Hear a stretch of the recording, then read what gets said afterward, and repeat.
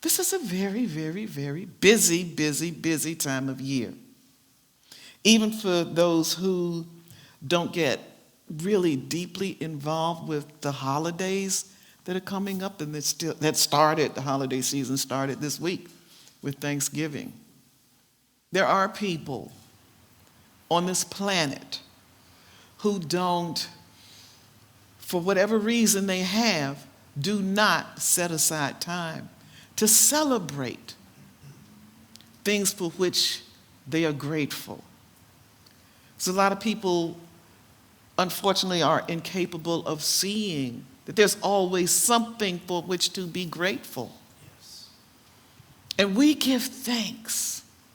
We give thanks even for the most minute things. We give thanks even for the challenges, because that's how we grow. And this time of year, people get really, really, really busy. This weekend, starting Wednesday at the latest, highways are more crowded because people are traveling back and forth to spend the holiday with family, friends, loved ones. And today they're going back home. I saw, on my way up here from Fort Lauderdale this morning, I saw more out-of-state tags than I have in a very, very long time. Everything from Florida, Georgia, all the way up to Maine. Everybody is on their way back home. And that's fine. That's fine. Because we know that as they're on their way back home, they came to Florida either for a fun vacation or to spend quality time with people who are important to them. And now the real fun gets started. Started Friday, right? Black Friday. So many businesses depend upon the day after Thanksgiving to survive for the rest of the year. But that's not what it's about. It's not about how much money they make or we spend. There was a football game this year on Black Friday. Go Fins. Of course, there was a football game Thursday night that I wasn't too happy with. I was with family in Vero, and I left before halftime because I could see which way that was going. It's like, no point in hurting my feelings with that one. But we're getting really preoccupied with those things that culturally we have been conditioned to believe are very, very important, and those things that we have been conditioned to believe we must do. Now, I don't know about you, but like I said, I had dinner on Thursday with family. I happen to like Thanksgiving leftovers. I like having turkey and stuffing and cranberry sauce and mashed potatoes and candied yams for a few days later. But I'm with a house full of family members, and they've come from literally Las Vegas and D.C. and Maryland. It would not have been proper for me, who lives right here in Florida, to say, I want to take some food home. I did take some sweet potato pie, but I left everything else there for them because they were traveling. They were all in this house. I live closer than anybody else who had been invited to dinner. So I'm like, let the out-of-towners have the leftovers. So what I did was on Friday, I cooked Thanksgiving dinner. And I invited other people who had been invited out to dinner but also liked Thanksgiving leftovers. We had a Thanksgiving leftover dinner. I have a very good friend who has a physical challenge, and she's on a walker, so she can't cook. She can, but not a big dinner like that. So I picked her up. I invited neighbors who were not for whatever reason, able to cook. And we had leftover Thanksgiving dinner, and it was fun. And while we were doing that, we were playing Christmas music. Because I start playing my Christmas music the day after Thanksgiving. Now, this is a habit. This is not any spiritual practice or anything else. It's a habit. I start playing my Christmas music. We had Thanksgiving dinner. We put up a little bit of Christmas decorations in the house. I finished decorating the house for Christmas, because if you've ever been to my house at Christmas time, there's Christmas in every single room, including the bathrooms. That's how preoccupied I get. But I'm not the only person who gets preoccupied. Scripture talks about a woman named Martha who was preoccupied with getting ready because Jesus was on his way to her house. She was so preoccupied with the preparations, so preoccupied with making sure everything was right. And how often do we do that? Not just for Thanksgiving, not just for Christmas, but we get so caught up in all of these things that we think we need to do, supposed to do, must do, have to do. We forget. We forget spirit. We forget the real purpose behind all of this preoccupation. Black Friday, everybody's out shopping. Thanksgiving, everybody's cooking or going someplace. And now on Sunday after Thanksgiving, going back. Martha had a sister named Mary. And Mary knew that the preoccupation was a distraction from her truth. Scripture tells it this way. This is from the 10th chapter of Luke. As Jesus and his disciples were on their way, he came to a village where a woman named Martha opened her home to him. And she had a sister named Mary. And Mary sat at the Lord's feet. Martha was so distracted by everything that she was doing, all of that busyness, she actually got a little aggravated with Mary and told Jesus, why don't you tell her to get up and come help me? Get up and come help me. I'm doing all of this work, and she's just sitting here at your feet. And what did Jesus say? Jesus said, you're worried and upset about many things, but few things are actually needed. And indeed, only one thing is needed. And that one thing is what Mary did, because Mary chose. She chose to be still. Mary chose to sit and listen. There's a whole lot of Marthas in this world. And I don't know what the male version is, Martha, maybe Mark. Whatever. There's a whole lot of people in this world who get so tied up and caught up in doing what they believe needs to be done, in doing those things that they believe are essential but are really, in the big picture, not important. Yeah, I like Christmas decorations, but trust me, I've had Christmases where I didn't have a whole lot of stuff up in my house. I did it because I like to do it. And I acknowledge I like to do it. It's not something I must do. How many people do things, especially during this time of year, because they like to do it? And how many people do these things because they feel they have to do it?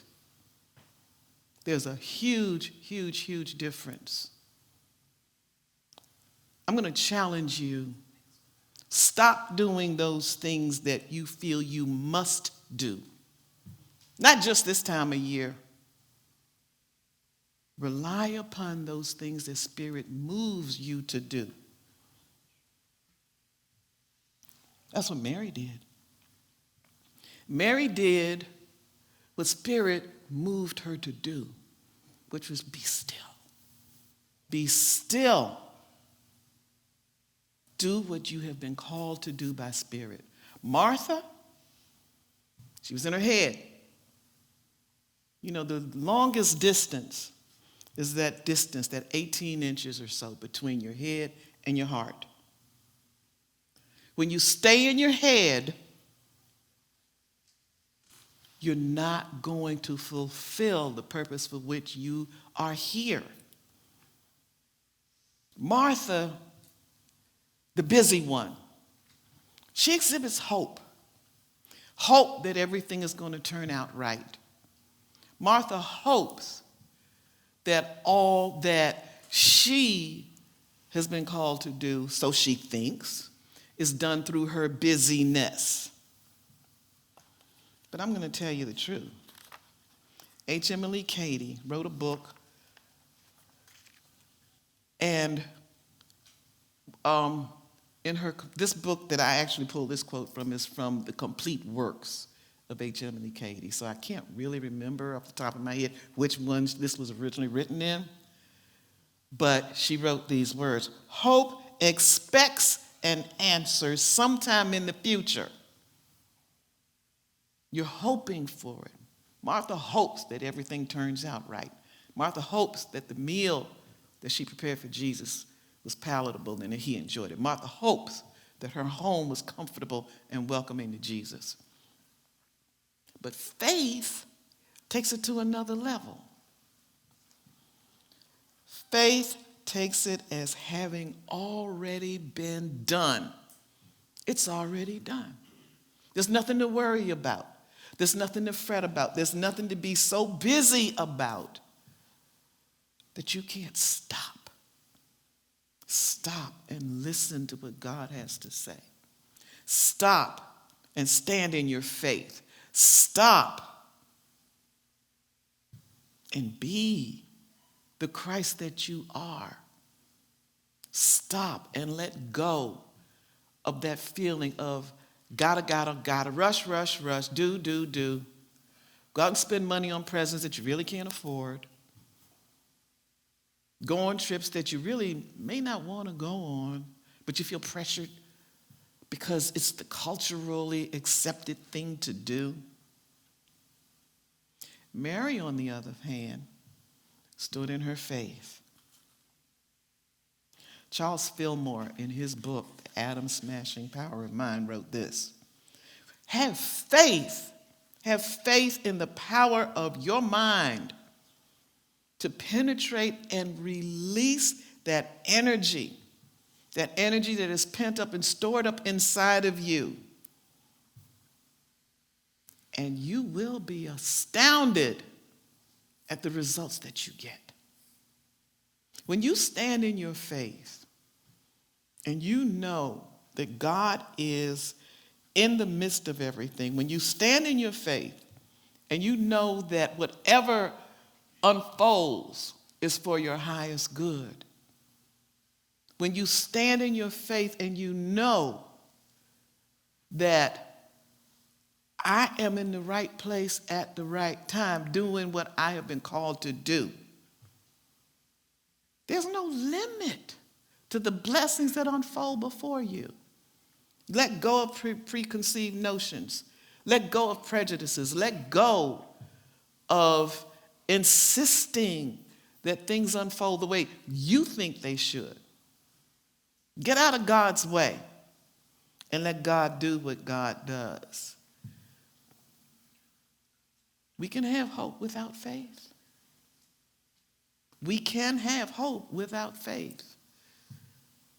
You know, I hope it's going to be okay. It's almost like Eeyore. Eeyore may hope, but Eeyore never has faith. I'm talking about Eeyore and Winnie the Pooh, for those of you who may not be familiar with Winnie the Pooh. Eeyore, if you've ever seen or read any of the Winnie the Pooh books to your kids or your grandkids, Eeyore is the little donkey who never, ever, ever sees the good in anything. Eeyore always hoping, but never having enough faith to believe that what he hopes for is going to happen. I find it interesting that people sometimes ask a question about, is it possible to have faith without hope?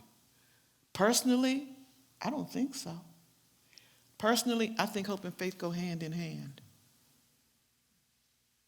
What you hope for materializes when you have the faith that it will come to pass.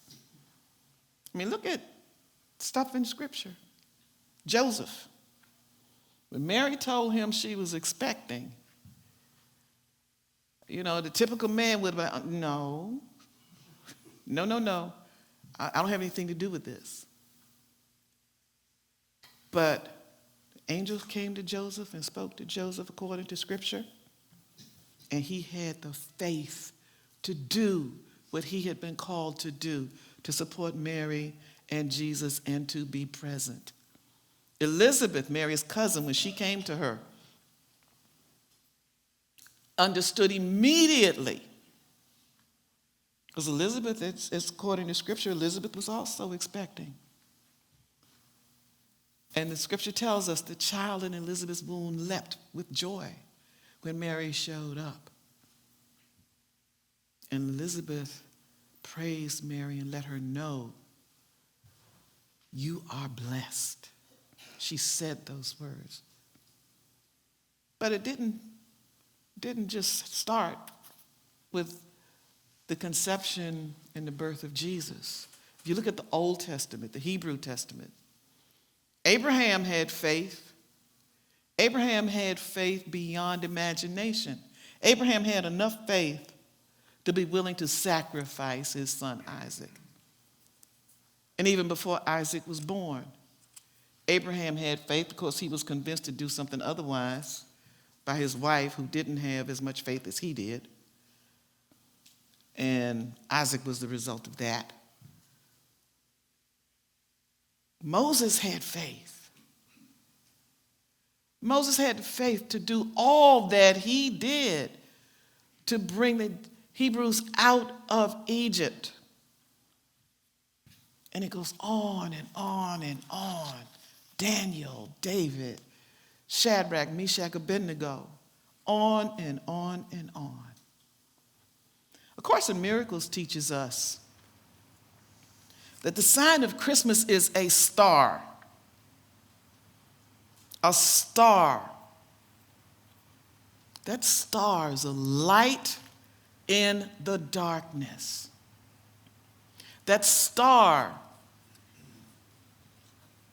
illuminates everything around.